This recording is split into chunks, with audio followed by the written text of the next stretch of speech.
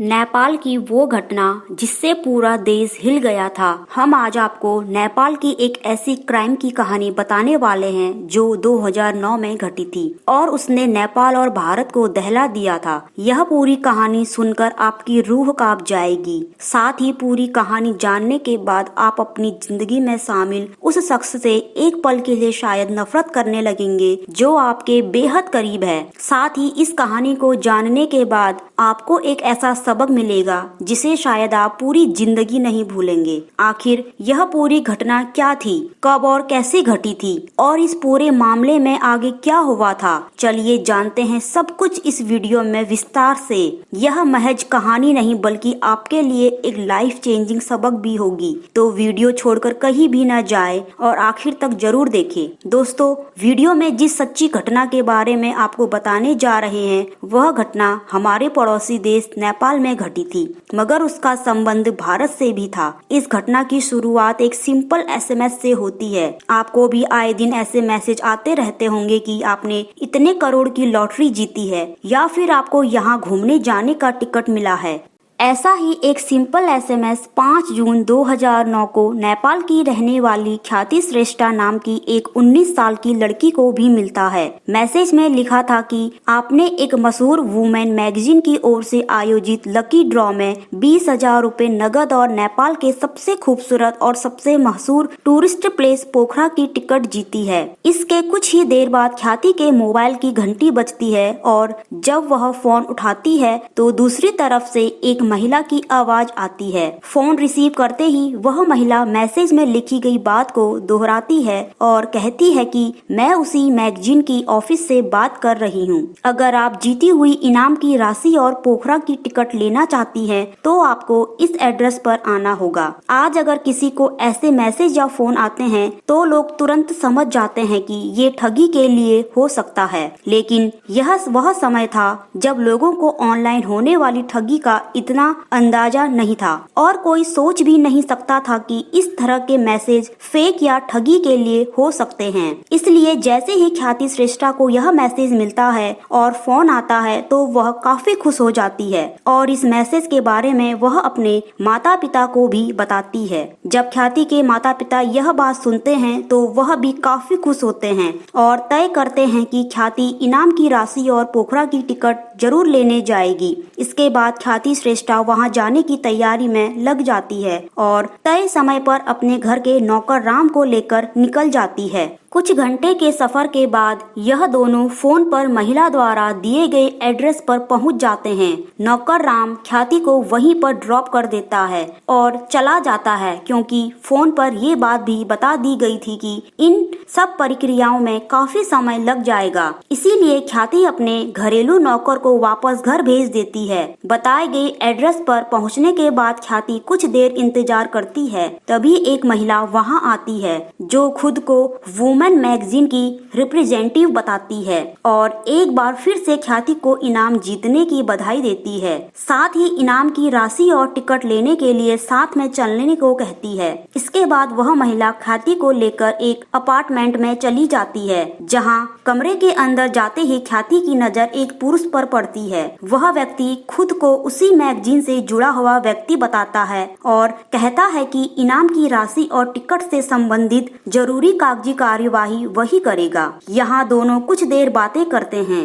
बातचीत के दौरान ही वह व्यक्ति ख्याति की तरफ कोल्ड ड्रिंक का एक गिलास बढ़ाता है और एक गिलास खुद भी ले लेता है। इसके बाद आगे की प्रक्रिया शुरू होती है। इधर इन सब प्रक्रियाओं को होते हुए शाम हो जाती है और घर पर ख्याति के माता पिता इस इंतजार में रहते हैं कि उनकी बेटी अब इनाम की राशि लेकर लौटेगी, क्योंकि ख्याति ने पहले ही बता दिया था कि सभी प्रक्रियाओं को पूरा करने में कुछ अधिक समय लग सकता है। इसीलिए यह लोग ज्यादा परेशान नहीं होते हैं। फिर भी दिल में कुछ घबराहट तो जरूर थी। शाम के बाद जब अंधेरा कुछ ज्यादा फैल चुका था, लेकिन ख्याति अब तक घर नहीं लौटी थी। इसीलिए ख्याति के माता पिता कुछ चिंतित जरूर हो जाते हैं और ख्याति के कुछ दोस्तों को फोन करके पूछने लगते हैं कि क्या ख्याति तुम्हारे पास आई है, लेकिन हर तरफ से यही कहा जाता है कि नहीं, ख्याति उनके पास नहीं आई है। अभी यह लोग अपनी बेटी की तलाश में लगे हुए थे कि तभी उसी शाम ख्याति के पिता के मोबाइल पर एक SMS आता है।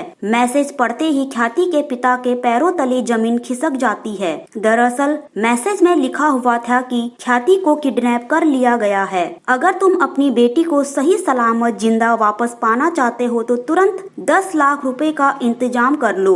मैसेज में यह भी साफ साफ लिखा हुआ था कि अगर तुमने इस बात की जानकारी पुलिस को या किसी और को दी तो ख्याति को जान से मार दूंगा। यह मैसेज देखते ही वह पूरी तरीके से घबरा जाते हैं और तुरंत ख्याति की मां को इस बारे में बताते हैं। ये दोनों पहले तय करते हैं कि वह इस किडनैपिंग की जानकारी पुलिस को देंगे, लेकिन फिर अपना इरादा बदल देते हैं क्योंकि पिछले कुछ सालों में उनके आसपास इस तरह की कई घटनाएं घट चुकी थीं, जहां किडनैपर ने सिर्फ इसलिए बच्चों को मार दिया था क्योंकि उन्होंने किडनैपिंग की जानकारी पुलिस को दे दी थी। ख्याति के किडनैपर ने भी साफ साफ अपने मैसेज में लिख दिया था कि अगर पुलिस को इस बारे में बताया तो ख्याति श्रेष्ठा को जान से हाथ धोना पड़ेगा। इसलिए ख्याति के माता पिता पुलिस के पास जाने के विचार बदल देते हैं और 10 लाख रुपए के इंतजाम में लग जाते हैं। किडनैपर ने उन्हें मैसेज में सिर्फ ख्याति की किडनैपिंग और अपनी डिमांड के बारे में बताया था। यह नहीं बताया था कि पैसे लेकर कहां आना है। इसलिए ख्याति के माता पिता पैसे का तो इंतजाम कर लेते हैं, मगर उन्हें अब तक नहीं पता था कि जाना कहां है।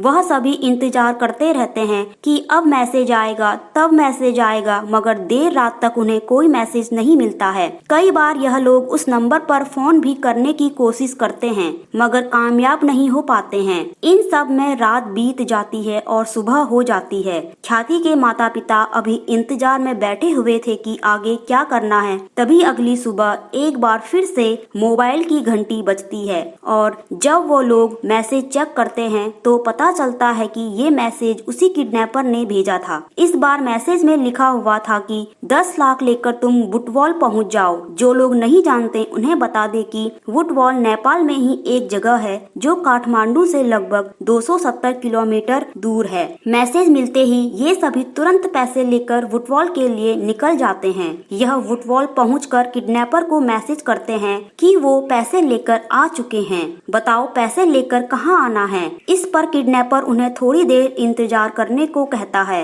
और फिर थोड़ी देर बाद मैसेज करता है कि पैसे बुटवॉल नहीं बल्कि चितवन लेकर आओ। बुटवॉल से चितवन की दूरी लगभग 160 किलोमीटर थी। ख्याति के माता पिता बिना कोई ब्रेक लिए कई घंटे का सफर तय करने के बाद चितवन पहुंचते हैं। पहुंचते ही किडनैपर को इस बात की जानकारी देते हैं कि वह यहां आ गए हैं, लेकिन थोड़ी देर बाद किडनैपर एक बार फिर से उन्हें मैसेज करता है कि वह पैसे यहां नहीं बल्कि सुनौली पहुंचाना है। चितवन से अब सुनौली की दूरी लगभग 155 किलोमीटर थी। ये लोग अब पैसे लेकर घंटों का सफर तय करने के बाद सुनौली पहुंचते हैं, मगर यहां पहुंचते ही एक बार फिर से उन्हें मैसेज मिलता है कि यह पैसे लेकर तुम दार्जिलिंग पहुंचो। मतलब अब उन्हें पैसे लेकर नेपाल की बजाय भारत आने को कहा गया था।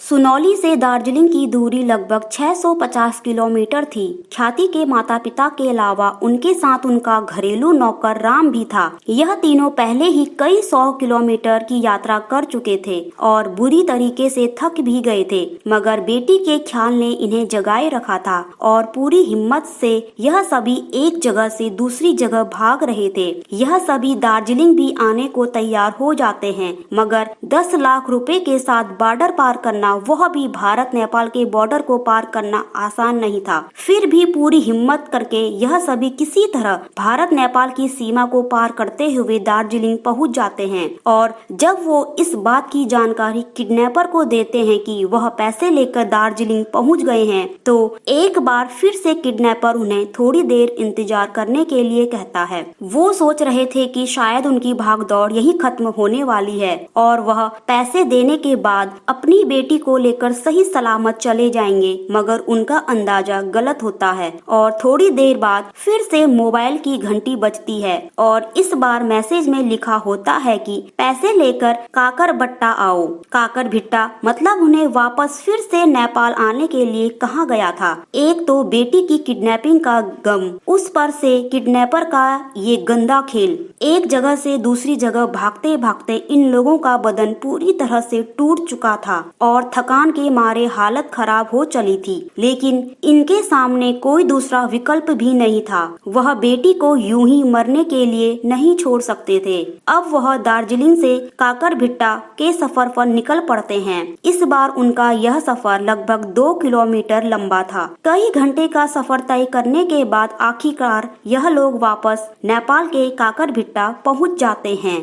यहाँ पहुँचने के बाद एक बार फिर से यह लोग किडनैपर को इस बात की जानकारी देते हैं और हमेशा की तरह किडनैपर्स फिर से इन्हें इंतजार करने के लिए कहता है। यह लोग एक बार फिर से डरने लगते हैं कि शायद किडनैपर्स फिर से किसी और लोकेशन पर जाने के लिए कह सकता है, मगर इस बार जो उन्हें मैसेज मिलता है उसमें काकरभिट्टा शहर के ही एक होटल का एड्रेस था। ये जगह वहाँ से ज्यादा दूर नहीं थी। मैसेज में लिखा हुआ था कि पैसे लेकर फलाने होटल पहुँचे, वहीं तुम्हें यह पैसा किसी और को देना है। इसलिए ख्याति के माता पिता पैसे लेकर उस होटल के करीब पहुँच जाते हैं। जैसे ही ये सभी होटल के करीब पहुँचते हैं, इस बात की जानकारी वह किडनैपर्स को देते हैं। इस पर किडनैपर की ओर से थोड़ी देर बाद एक मैसेज आता है कि पैसे का बैग लेकर होटल के अंदर सिर्फ अपने नौकर राम को भेजो और तुम लोग होटल के बाहर गाड़ी में ही बैठे रहो। जैसा कि मैसेज में करने के लिए कहा गया था, ख्याति श्रेष्ठा के माता पिता वैसा ही करते हैं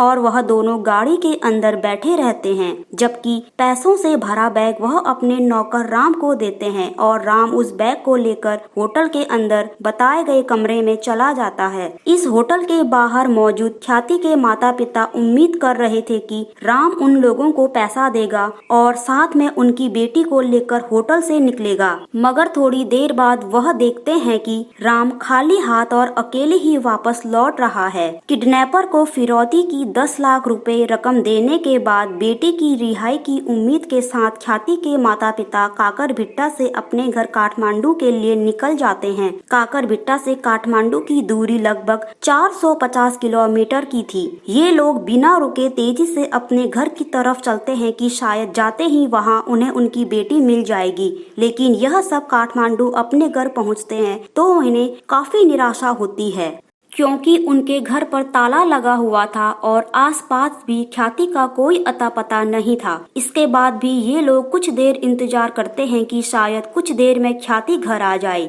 लेकिन उनका इंतजार था कि लंबा ही होता जा रहा था। थक हार कर एक बार फिर से ख्याति के पिता किडनैपर को मैसेज करते हैं, लेकिन उनके मैसेज का कोई जवाब नहीं आता है। फिर वह किडनैपर के नंबर पर फोन करते हैं, लेकिन किडनैपर का मोबाइल स्विच ऑफ बताता है। मोबाइल स्विच ऑफ होते ही इन लोगों की धड़कनें काफी बढ़ जाती है और अनहोनी की आशंकाओं में यह सब डूब जाते हैं। वो रुक रुक कर किडनैपर का नंबर ट्राई करते हैं, मगर नंबर हमेशा स्विच ऑफ भी बताता है। नंबर स्विच ऑफ बताने के बावजूद यह लोग पुलिस के पास जाने की हिम्मत नहीं जुटा रहे थे कि कहीं से किडनैपर को इस बात का पता चला तो वह शायद ख्याति को मार देगा। फिर भी जब कई घंटों के इंतजार के बाद फोन नहीं लगता है और न ही ख्याति वापस आती है, तो ख्याति के माता पिता नजदीकी पुलिस स्टेशन जाते हैं और पुलिस वालों को ख्याति को मिले एसएमएस से लेकर किडनैपिंग और किडनैपर की डिमांड के हिसाब से फिरौती की रकम देने तक की पूरी कहानी शुरू से अंत तक बताते हैं।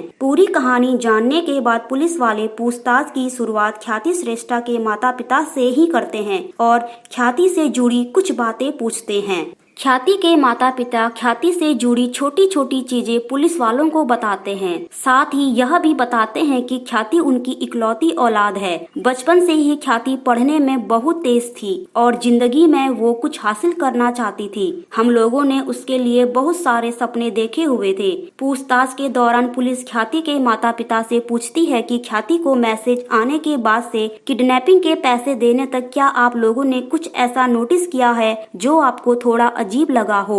इस पर ख्याति के पिता बताते हैं कि नहीं, उन्होंने एक भी अजीब बात नोटिस नहीं की। बस उन्हें एक बात समझ नहीं आई कि आखिर किडनैपर पैसे लेकर एक स्थान से दूसरे स्थान तक जाने के लिए क्यों कह रहा था। जब यही सवाल ख्याति की माँ से पुलिस वाले पूछते हैं तो ख्याति की माँ भी यही जवाब देती है। इस पूरे घटनाक्रम के दौरान उसे भी कुछ अजीब नहीं लगा, लेकिन फिर थोड़ी देर बाद सोचने के बाद ख्याति की माँ बताती है कि जब वह लोग दार्जिलिंग से वापस नेपाल के काकरभिट्टा आए थे और किडनैपर के बताए होटल के नजदीक गए थे तो वहाँ पर अचानक मेरी नजर वीरेन श्रेष्ठ नाम के व्यक्ति पर पड़ी थी। इस पर पुलिस पूछती है कि इसमें अजीब क्या है, तो ख्याति की माँ ने बताया कि कभी वह लोग वीरेन के घर में ही बतौर किराएदार रहते थे और वीरेन एक टीचर भी था जो कभी ख्याति को प्राइवेट ट्यूशन भी दिया करता था। फिर अचानक से उसने अपना घर बेच दिया और शहर छोड़कर चला गया। तब से हम लोग बीच में बस एक बार मिले थे।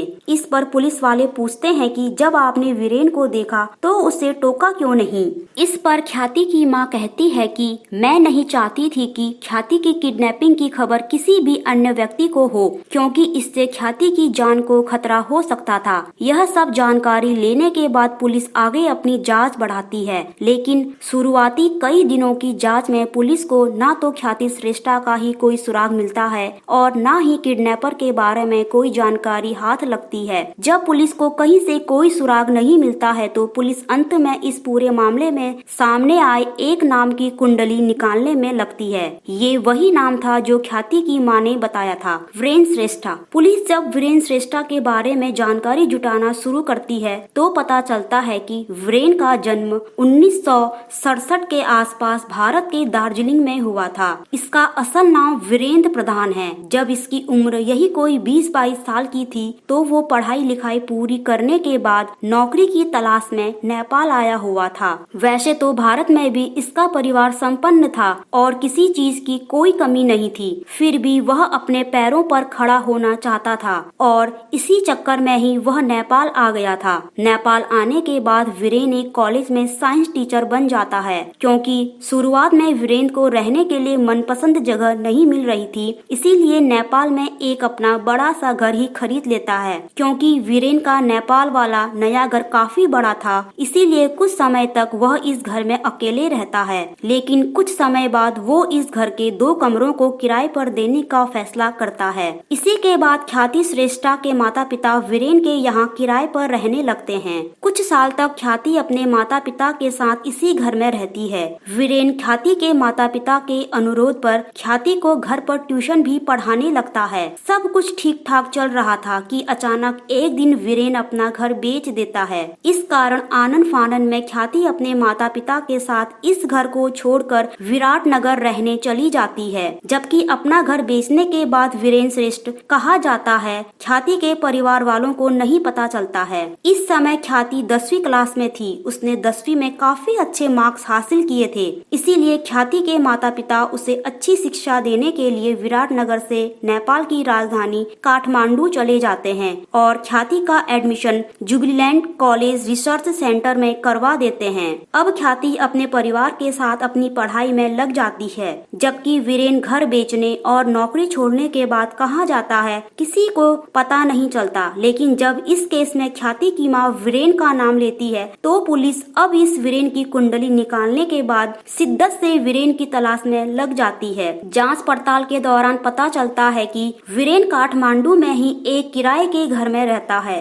जब पुलिस उस घर पर दबिश देती है तो पता चलता है कि वीरेन वहां से लापता हो चुका है। पुलिस वीरेन को ढूंढने के लिए कई टीम बना देती है, लेकिन वीरेन का कोई अता पता नहीं चलता है। इसी बीच पुलिस को काठमांडू के शहरी इलाकों से दूर ग्रामीण क्षेत्रों में मानव शरीर के अंग मिलने की खबर मिलती है। जब पुलिस वहां पहुंचती है तो उन्हें एक जगह हाथ के 3 टुकड़े मिलते हैं। कुछ दिनों के बाद उस जगह से दूर पैर के कुछ छोटे छोटे टुकड़े मिलते हैं। इस तरह अगले कई दिनों तक लगभग 17 किलोमीटर की रेडियस में मानव शरीर के छोटे छोटे टुकड़े मिलते रहते हैं। उन अंगों को देखकर लग रहा था कि किसी ने लाश के छोटे छोटे टुकड़े किए हैं और उन्हें एक जगह न फेंक कर लगभग 15 से 20 किलोमीटर के क्षेत्रफल में अलग अलग ले जाकर फेंका है। इन सब के बीच ख्याति श्रेष्ठ को गायब हुए 15 दिन से अधिक हो चुके थे, लेकिन पुलिस के पास अब भी ख्याति का कोई सुराग नहीं था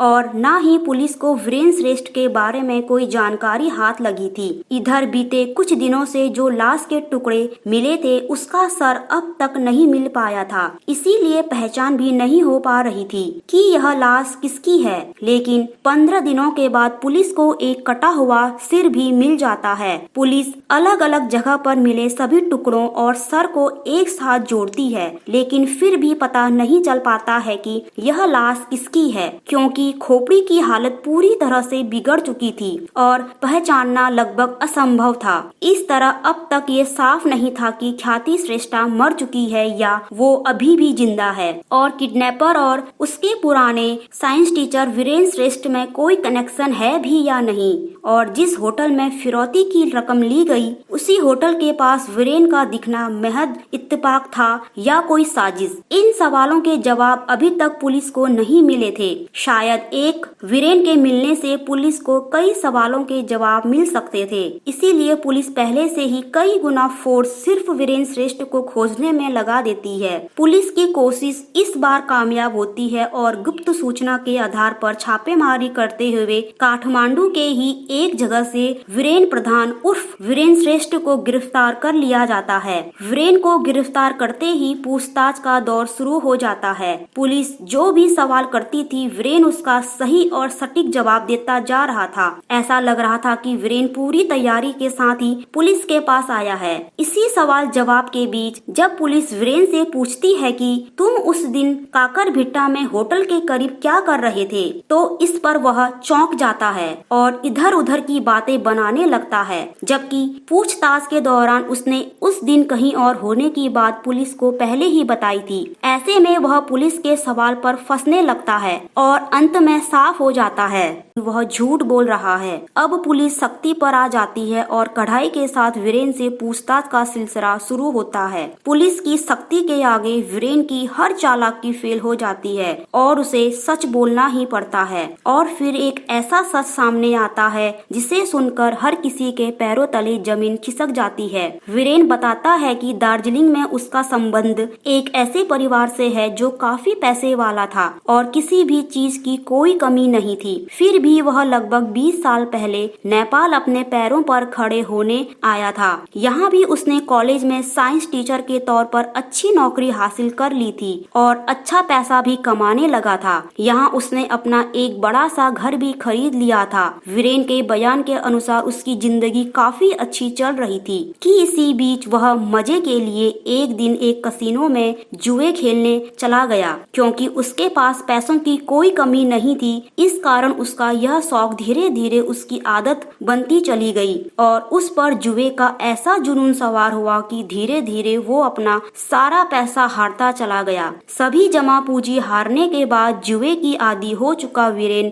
दोस्तों और जान पहचान वालों से कर्ज लेना शुरू कर देता है और वह लाखों रुपए कर्ज में लिया पैसा भी जुए में हार जाता है। जब उसके पास कर्ज से लिया गया पैसा भी खत्म हो जाता है और लोग कर्ज देने से मना करने लगते हैं और कर्ज वापस मांगना शुरू कर देते हैं, तो इसी चक्कर में एक दिन अचानक वो अपना घर बेच देता है। लेकिन उस पर कर्ज इतना बढ़ चुका था कि घर बेचकर भी कर्ज नहीं चुका पाता। वीरेन की हालत काफी बुरी हो चुकी थी और वह काठमांडू में ही एक किराए के घर में रह रहा था। उसकी नौकरी भी जा चुकी थी। वह दार्जिलिंग में भी अपने घर वालों से काफी पैसे ले चुका था, इसीलिए वहाँ से भी उसे मदद मिलनी बंद हो गई। वीरेन जुए की लत की वजह से कर्ज के दलदल में बुरी तरीके से फंस चुका था। उसे कुछ समझ नहीं आ रहा था कि क्या करे। इसी बीच उसे किसी से पता चलता है कि जिस ख्याति श्रेष्ठा का परिवार उसके यहाँ कभी बतौर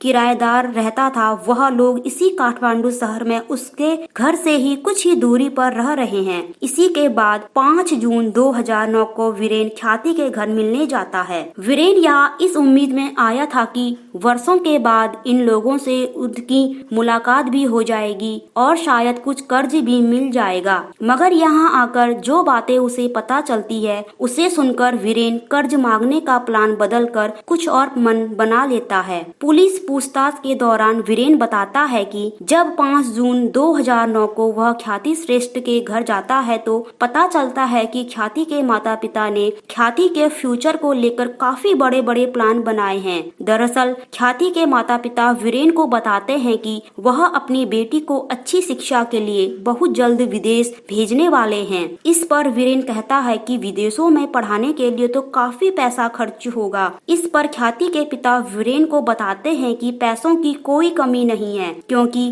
ख्याति को विदेश भेजने के लिए उन्होंने अपनी कोई पुरानी प्रॉपर्टी भी बेच दी है और अपनी कमाई से भी कुछ पैसे बचा कर रखे हैं। ख्याति के माता पिता ने यह सब बात वीरेन को इसीलिए बताई थी कि वीरेन उनकी बेटी ख्याति का पुराना शिक्षक भी था और इनसे आपसी रिश्ते भी अच्छे थे, मगर उन्हें कहाँ पता था कि जिसे वह अपना हमदर्द समझ रहे हैं वही उन्हें जिंदगी का सबसे बड़ा दर्द देने वाला था। और इसी बीच उसके शैतानी दिमाग में एक आइडिया आता है और यह आइडिया था ख्याति श्रेष्ठा की किडनैपिंग का। वीरेन यहाँ से सीधे अपने घर जाता है और पूरी प्लानिंग बनाने के बाद मोबाइल से ख्याति के मोबाइल पर वही वुमन मैगजीन की ओर से आयोजित लक्की ड्रॉ में 20,000 नगद और पोखरा की एक टिकट जीतने की बात मैसेज कर देता है। इसके बाद वीरेन मरीना साक्य नाम की अपनी एक पुरानी स्टूडेंट को फोन करता है और उसे कहता है कि इस नंबर पर फोन करके एसएमएस वाली बात दोहराओ। यानी मैसेज के बाद ख्याति को फोन करने वाली लड़की मरीना साक्य थी। इसके बाद साजिश के तहत वीरेन ख्याति को एक अपार्टमेंट में बुलाता है। यहाँ भी सबसे पहले ख्याति की मुलाकात मरीना साक्य से ही होती है। जब मरीना ख्याति को लेकर अंदर आती है तो फ्लैट के अंदर कमरे में मौजूद शख्स वीरेन ही होता है। यहाँ इसे देखकर ख्याति चौंक जाती है। वीरेन भी ख्याति को अनजान बनते हुए चौंकने का नाटक करता है। वो ख्याति को बताता है कि उसने कॉलेज की नौकरी छोड़ दी है और वह उसी वुमेन मैगजीन के लिए काम कर रहा है।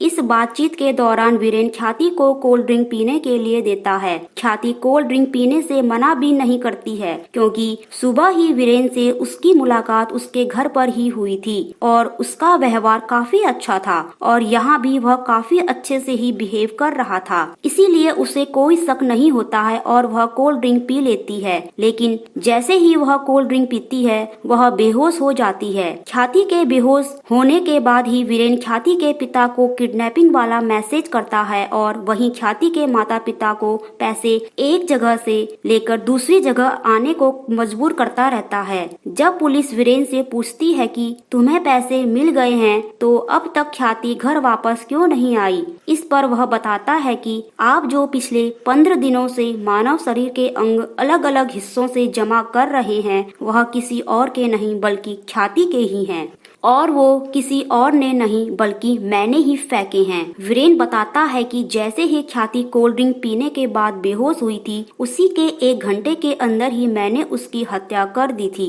और अगले 4 दिन के अंदर उसके शव को छोटे छोटे टुकड़ों में काटकर शहर के अलग अलग हिस्सों में फेंकना शुरू कर दिया था। अलग अलग फेंकने का मकसद यह था कि पुलिस कभी भी शव की पहचान न कर पाए। वीरेन के इस खुलासे के बाद हर कोई शॉक्ड रह जाता है। मीडिया में जैसे ही यह खबर आती है पूरे नेपाल में विरोध की आंधी चलने लगती है। खासकर पूरे नेपाल के स्कूल कॉलेज के स्टूडेंट सड़क पर उतर आते हैं और वीरेन श्रेष्ठ को बिना किसी ट्रायल के फांसी देने की मांग करने लगते हैं। इन सबके बीच केस की सुनवाई होती है और 1 साल के अंदर अंदर पूरी सुनवाई कंप्लीट कर ली जाती है। आखिरकार 2010 में काठमांडू की एक अदालत वीरेन श्रेष्ठ को ख्याति की हत्या और किडनैपिंग का दोषी पाते हुए 39 साल जेल की सजा सुनाती है। जबकि वीरेन के कहने पर ख्याति को फोन करने वाली और ख्याति से वुमन मैगजीन की रिप्रेजेंटेटिव के तौर पर मिलने वाली मरीना साक्य को ख्याति के अपहरण में शामिल होने का दोषी पाते हुए